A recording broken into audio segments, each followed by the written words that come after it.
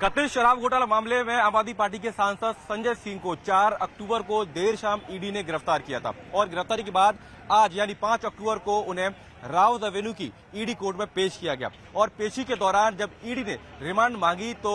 संजय सिंह के जो वकील थे माथुर साहब, उन्होंने बाकायदा ये पूछा कि किस बिना पर, किस ग्राउंड्स पर, किस बेसिस पर संजय सिंह को गिरफ्तार किया गया है। और उसके बाद तकरीबन 1.5 घंटे तक ये पूरी प्रक्रिया चली। इसके बाद अब संजय सिंह को, जो बड़ी खबर इस वक्त यह है कि अभी संजय सिंह को 5 दिन की ईडी हिरासत में भेज दिया गया है। यानी अब 10 अक्टूबर को संजय सिंह को एक बार फिर इसी राउत एवेन्यू कोर्ट में पेश किया जाएगा दोपहर 2 बजे के आसपास। और उसके बाद ये तय होगा कि आगे ये जांच किस दिशा में जाती है, क्योंकि ईडी ने जो तथ्य रखे कोर्ट के सामने उसमें ये कहा है कि हम लगातार इस मामले में लोगों से पूछताछ कर रहे हैं। 3 लोगों से पहले पूछताछ हुई है, 2 लोगों से और पूछताछ होनी है। साथ ही 4 अक्टूबर को संजय सिंह के घर पर, उनके घर से हमने कुछ इलेक्ट्रॉनिक डिवाइसेस उनको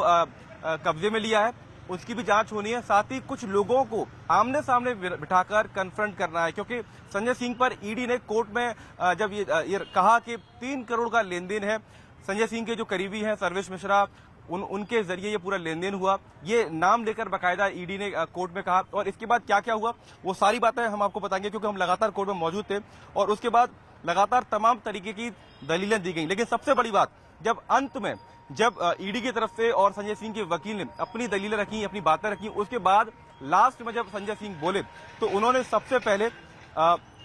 एक शायरी से शुरुआत करी और उन्होंने क्या कुछ कहा ये मैं आपको पढ़कर सुनाना चाहूंगा। संजय सिंह ने जब कोर्ट में अपनी बात रखी तो सबसे पहले उन्होंने कृष्ण बिहारी नूर की पंक्तियों को पढ़ा और उन्होंने कहा कि सच घटे बड़े तो सच ना रहे, झूठ की कोई इंतहा ही नहीं। और इसके बाद संजय सिंह ने कहा कि अमित अरोड़ा, दिनेश अरोड़ा वही शख्स जो सरकारी गवाह बन गए इस मामले में, उनको ऊपर संजय सिंह ने यह आरोप लगाया कि ये दोनों व्यक्ति कई महीनों से ईडी के कब्जे में हैं, गिरफ्त में हैं, लेकिन कभी उन्होंने शुरुआत में संजय सिंह का इस पूरे मामले में नाम नहीं लिया। और संजय सिंह यही बात कोर्ट में कहते हुए नजर आए कि अचानक से ऐसा क्या हुआ कि उन्होंने मेरा नाम अपने स्टेटमेंट में देना शुरू किया। तो उन्होंने जज साहब से ये भी कहा कि मैं हाथ जोड़कर कहूंगा कि मैंने अगर कोई गुनाह किया है तो मुझे सख्त से सख्त सजा दी जाए, लेकिन इन्होंने मुझे एक बार भी, इन्होंने मतलब ईडी ने मुझे एक बार भी समन नहीं भेजा और सीधे मेरे घर पर रेड की, सर्च ऑपरेशन चलाया और उसके बाद मुझे गिरफ्तार कर लिया। तो ये तर्क संजय सिंह ने अपनी तरफ से दिया। और दूसरी तरफ से जो ईडी के वकील थे उन्होंने लगातार ये बात कोर्ट में रखने की कोशिश की कि संजय सिंह के जरिए जो शराब बनाने वाली कंपनियां हैं उनको फायदा पहुंचा और वो पैसा संजय सिंह के पास वहां से पहुंचा और उसमें संजय सिंह के करीबी हैं सर्वेश मिश्रा, उनका भी नाम बाकायदा ईडी की तरफ से लिया गया। तो तकरीबन 1.5 घंटे तक ये पूरी प्रक्रिया राउत एवेन्यू कोर्ट में चली और इसके बाद ये फैसला रिजर्व रखा गया। उसके बाद अब 10 अक्टूबर यानी 5 दिन की ईडी रिमांड संजय सिंह को उनको रिमांड में भेजा गया है और अब इंटरोगेशन और ईडी करना चाहेगी। ईडी ने बार बार, ईडी के वकील ये कोर्ट में कह रहे थे कि हमें और पूछताछ करनी है, जो तथ्य हमें मिले हैं, जो दस्तावेज हमने संजय सिंह के घर से बरामद किए हैं, उनमें पैसे की लेन देन की बात साबित होती है, इसीलिए हमें उनसे और इंटरोगेशन करनी है, कुछ लोगों को आमने सामने बिठाकर उनसे पूछताछ करनी है। तो इन तमाम दलीलों को ईडी के वकील की तरफ से दिया गया और जब अंत में संजय सिंह ने कहा कि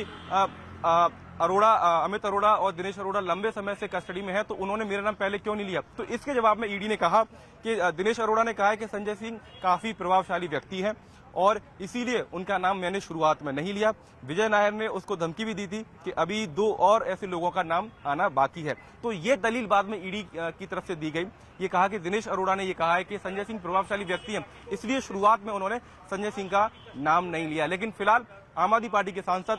राज्यसभा सांसद संजय सिंह की मुश्किलें थोड़ी बढ़ती हुई नजर आ रही है, क्योंकि